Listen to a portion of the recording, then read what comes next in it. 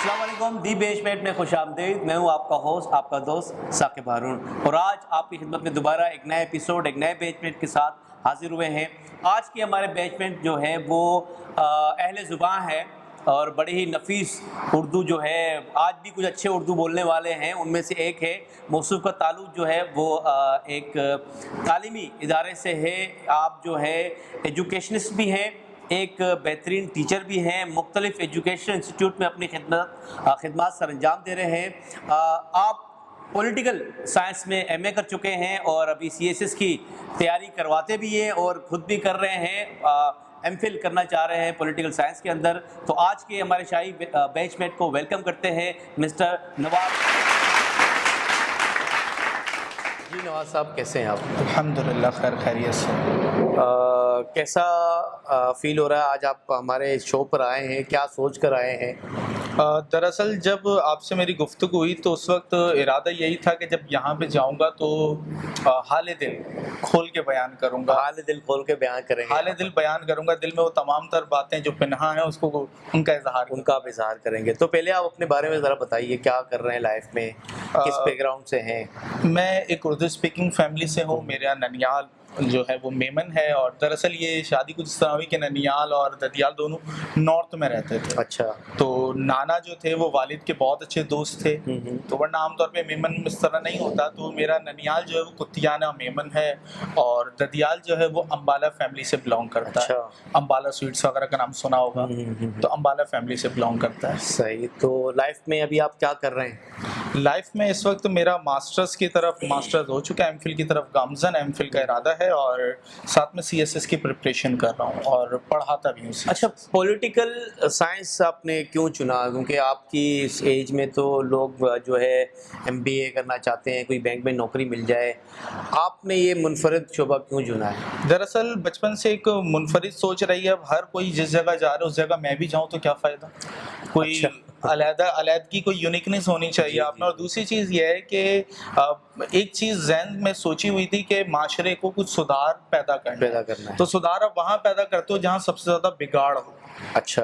جب تک آپ گندگی میں اترو گے نہیں، میرا یہ ماننا ہے کہ جب تک آپ خود گندگی میں نہیں اترو گے آپ گندگی کو صاف نہیں کر سکتے. بالکل. صرف باتیں کر لینا تو بہت آسان ہے کہ یار گورننس نہیں ہے، یہ مسئلہ ہے، وہ منہ کے فائر ہوتے ہیں ہم سب چاہے کہ لیکن جب تک آپ پریکٹیکلی طور پہ، جب تک آپ عملی طور پر اس چیز میں نہیں آتے آپ کچھ بھی نہیں کر سکتے. اچھا. تو یہ میرا ارادہ تھا اور دلچسپی بھی میری یہیں پہ تھی. صحیح. تو لائف کے ایکسپیرینسز بتائیے، جو برے ایکسپیرینسز ہیں.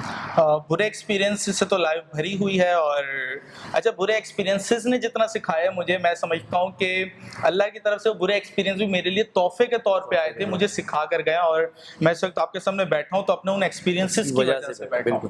سب سے پہلے تو یہ، جب عمر تقریباً 5 سال تھی تو والد کو فالج ہوا.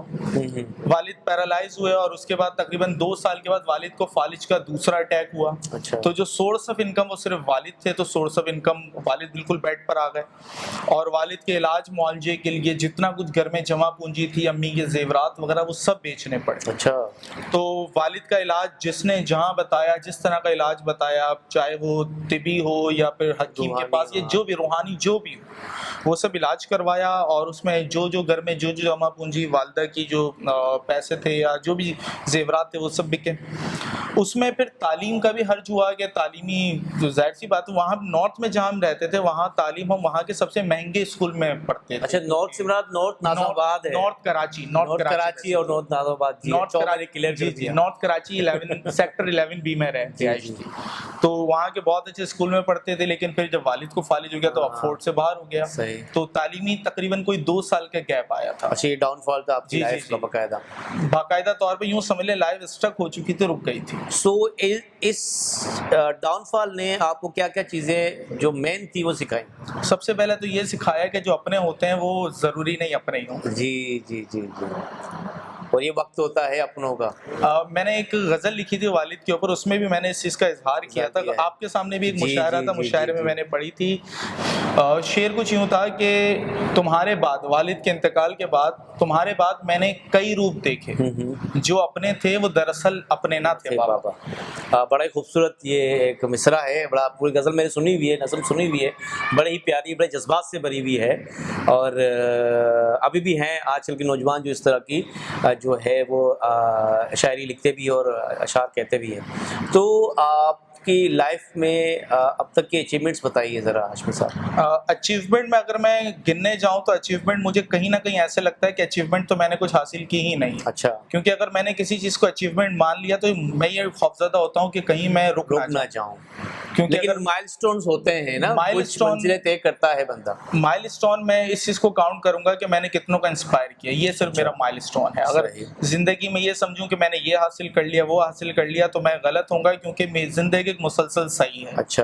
اگر میں نے کسی جگہ پہنچ کے ذرا سا اپنے لیے کمفرٹ زون تلاش کر لیا تو شاید وہ جو آگ ہے وہ ختم ہو جائے گی. وہ کہتے ہیں نا جب سامنے منزل آئے تو بھٹکا دینا. تو میرا یہ ٹارگٹ سیٹ کیا, پہنچنے سے پہلے ٹارگٹ چینج کیا, اگر وہاں پہنچ گیا تو شاید وہ آگ بجھ نہ جائے. صحیح. تو میں اس طرح لائف کا مائل اسٹون کسی کو نہیں کہوں گا. لفظ بینچ میں جب آپ سنتے ہیں تو آپ کے مائنڈ میں پہلی چیز کیا آتی ہے؟ سب سے پہلے ثاقب بھائی. اچھا, تھینک یو ثاقب بھائی. اور دوسری چیز وہ جو اسکول میں دوستوں کے ساتھ جو بینچ پہ جو یادیں تھیں, تو اس طرح کا ایک انفارمل سا ماحول ہوگا جہاں پہ کھل کے دل کی بات ہو سکے. تو وہاں کی کوئی اس دور کیا کہتے ہیں عہد شباب کی, ابھی بھی عہد شباب ہے آپ کا, وہ عہد بچپن جو ہے اسکول کا, اس کی لڑکپن جو ہے, اس کی کھٹی میٹھی یادیں جو بڑی ہی آج بھی آپ یاد کر کے یا تو ہنستے ہیں یا آپ ایک بیک گراؤنڈ فلیش بیک میں چلے جاتے ہیں, وہ کیا ہیں؟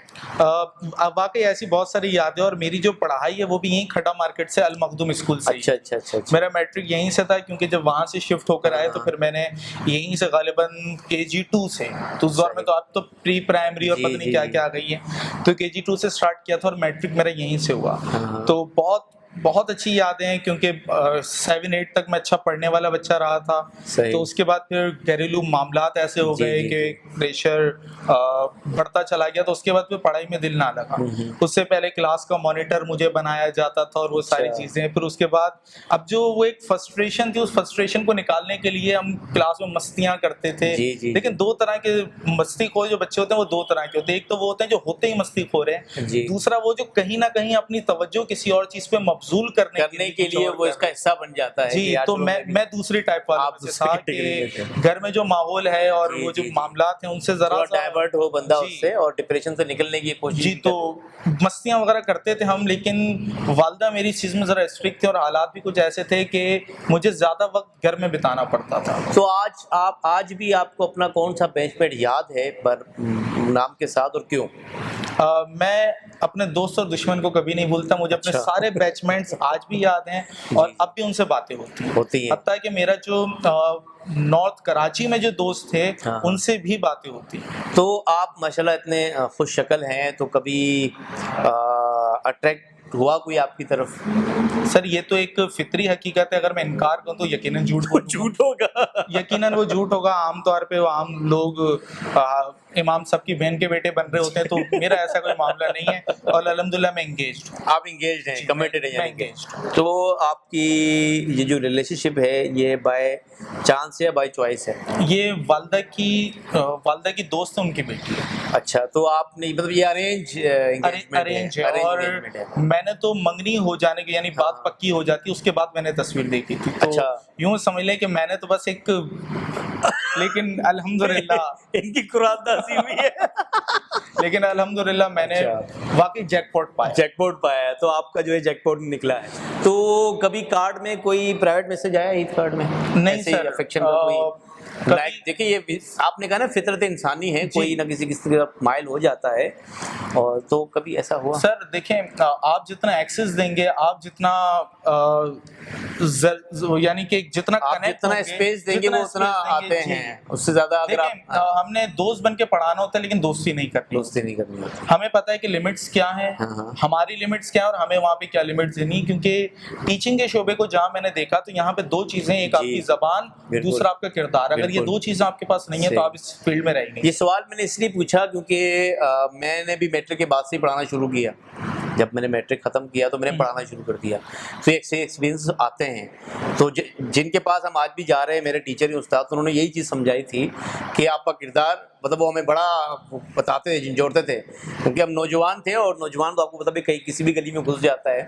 تو ایسا ایکسپیرینس آپ کے ساتھ اب تک ہوا نہیں ہے یا ہوا ہے لیکن آپ نے کاؤنٹر کیا ہے کاؤنٹر کیا ہے نا؟ ہوا تو ڈیفینیٹلی ہوا ہوگا. جی بالکل. تو یہ تھے ہمارے شاہد دوست نواز ہاشمی صاحب. بڑی اچھی گفتگو رہی ہماری, اور میری ایک چھوٹی سی ادنا سی درخواست ہے, جی چند مصرے سر اشعار کے آپ کی زبان سے سر ہماری آڈینس کے لیے. میں اپنے یا سر جو بھی آپ کو اچھا لگے سر. چلے میں اپنی غزل کے اور 2 مصرے سناتا جی جی. ہوں. میرا کھا کر مجھے آنکھ دکھانے لگا ہے, میرا کھا کر مجھے آنکھ دکھانے میرا لگا, کھا کر مجھے آنکھ دکھانے لگا ہے, کیا بات ہے. یہ آئینہ اب سامنے زبان چلانے لگا ہے. Brilliant brilliant. چاہوں تو ایک پل میں کھنگال دوں لیکن, چاہوں تو ایک پل میں کھنگال دوں لیکن وہ خود اب اپنی اوقات بتانے لگا. تو یہ 2 مصرے تھے. یہ بڑی ٹکا کے دیے, جن کو دیے وہ لگ گئے ہوں گے سر.